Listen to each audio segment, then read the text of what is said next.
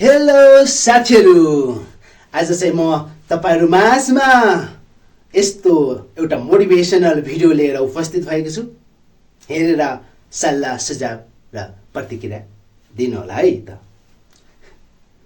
आज मैले चाहिँ धनी बुबा र गरिब बुबा, रिच ड्याड पोर ड्याड को बारेमा कथा भन्न गइराखेको छु र यो चाहिँ real story and real history हो।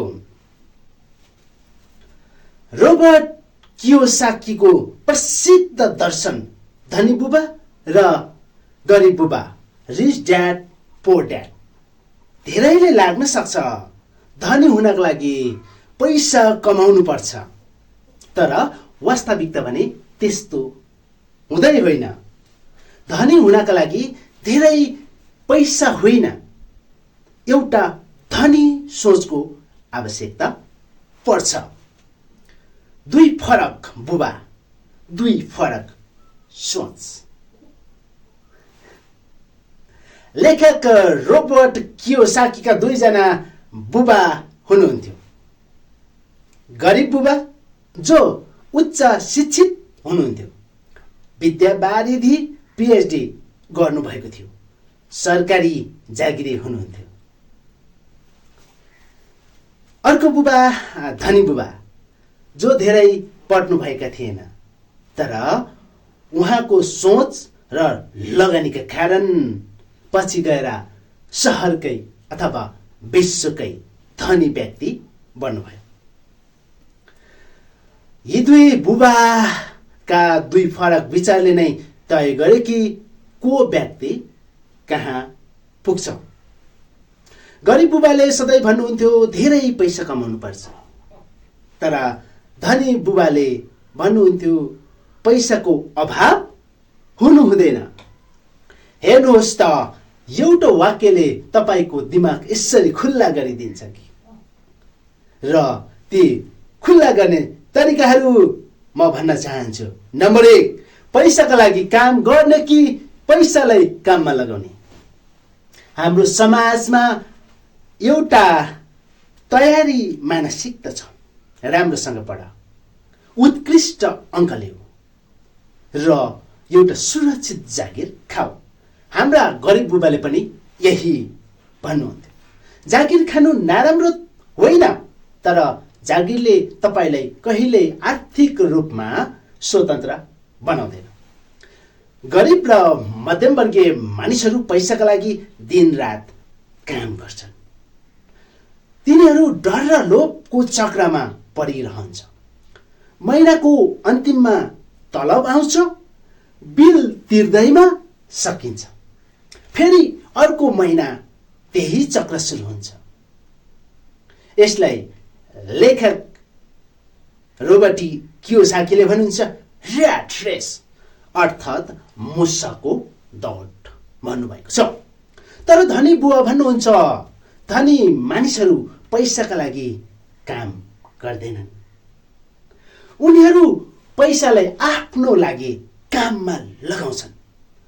तिनीहरू यस्तो व्यवसाय वा लगानी खडा गर्छन् जसले गर्दा उनीहरू सुतिरहेको बेला पनि पैसा कमाइरहेका हुन्छन्। अब रहेको छ नम्बर 2, सम्पत्ति र दायित्व। सम्पत्ति र दायित्व बीचको फरक। तपाईहरू मध्ये धेरैले लाग्न सक्छ मैले ठुलो घर किने, महँगो गाडी किने, म धनी भए। तर धनी बुबाको परिभाषा फरक छ। हामीले सम्पत्ति र दायित्व बीचको भिन्नतालाई बुझ्न जरुरी छ। सम्पत्ति भनेको के हो त? जसले तपाईको खल्तीमा पैसा हालिदिन्छ, जस्तै शेयर बजार, घर भाडा आउने जग्गा, व्यवसाय वा रोयल्टी। दायित्व भनेको चाहिँ के हो त?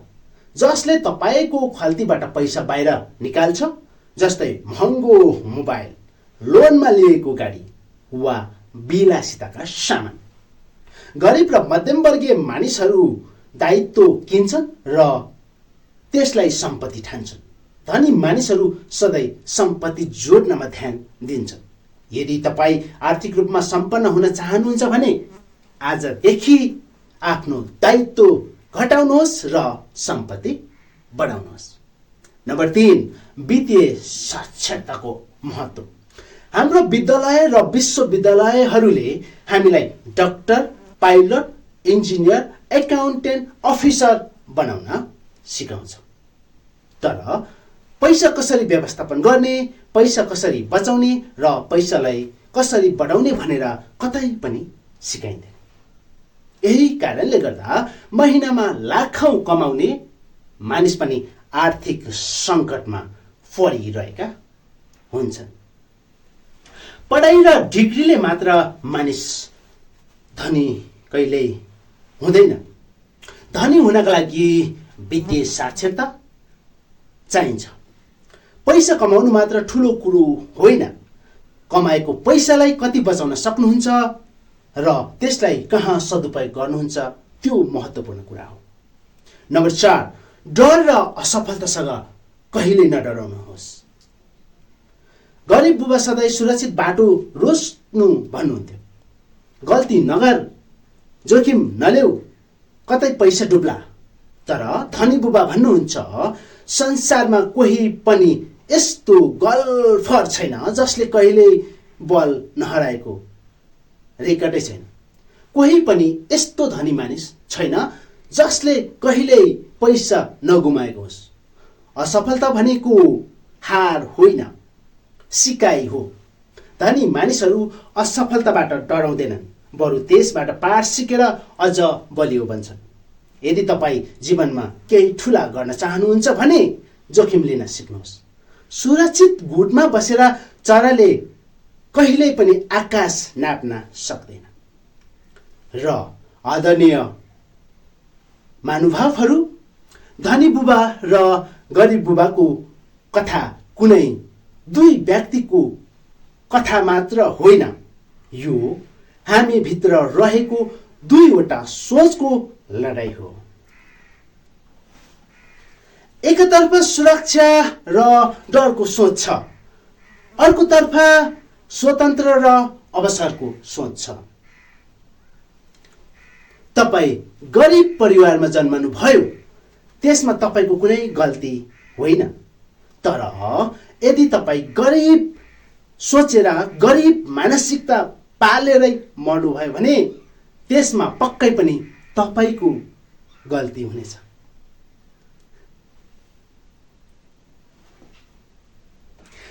आजैदेखि आफ्नो सोच बदल्नुहोस्।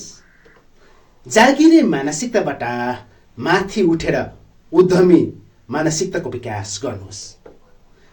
पैसाको पछि दौडिन छोड्नुहोस्। तर के गर्ने है? पैसालाई आफ्नो पछाडि दौडिने बनाउनुहोस्।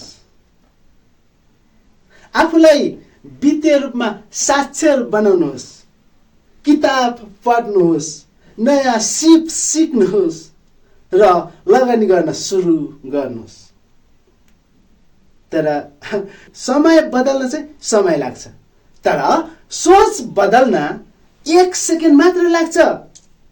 समय बदल्न समय लाग्छ, तर सोच बदल्न 1 सेकेन्ड मात्र लाग्छ। त्यो 1 सेकेन्डको निर्णयले, त्यो 1 सेकेन्डको निर्णय आजै लिनुहोस्। त्यो 1 सेकेन्डको निर्णय तपाईहरूले आजै लिनुहोस्। धन्यवाद। छड्के सलाम भन्दै तपाईहरूलाई यो भिडियो कस्तो लाग्छ, जस्तो लाग्छ त्यस्तै सल्लाह सुझाव प्रतिक्रिया दिन नभुल्नुहोला।